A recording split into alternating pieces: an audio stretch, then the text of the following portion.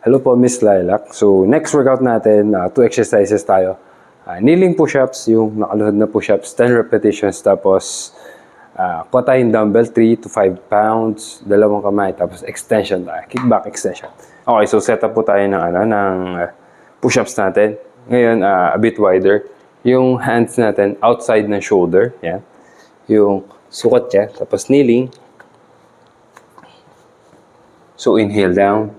Exhale up. Again po, imagine natin yung floor or yung mat, pinagpe-press natin, pinagdidikit natin. Ayun yung objective natin, especially pag push natin, pagtaas, para mas ma-activate yung core muscles natin and then stable tayo.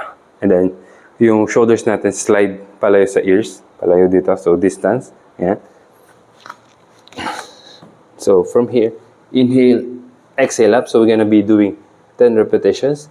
Inhale, exhale, push, down, press. So slow, slow, slow, slow, quick press. Again, slow, slow, slow, slow, quick press. Alright? Again, 10 repetitions, tapos quick breather. Then, pick up natin yung dalawang dumbbell to 3 pounds. Check yung form. So, deadlift position. Check. Slide bend sa knees. Diretso yung likod. Hindi naka-arch.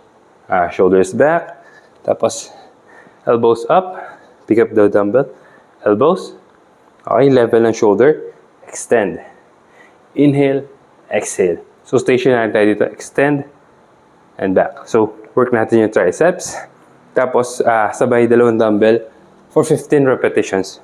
So lift, exhale, slow, slow, quick, slow, slow, alright?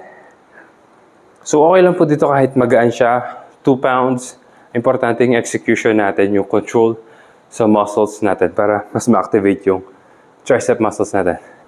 Okay po. So, again, Miss Lilac, push-up, then tricep kickback extensions ng dumbbells. 4 to 5 sets po.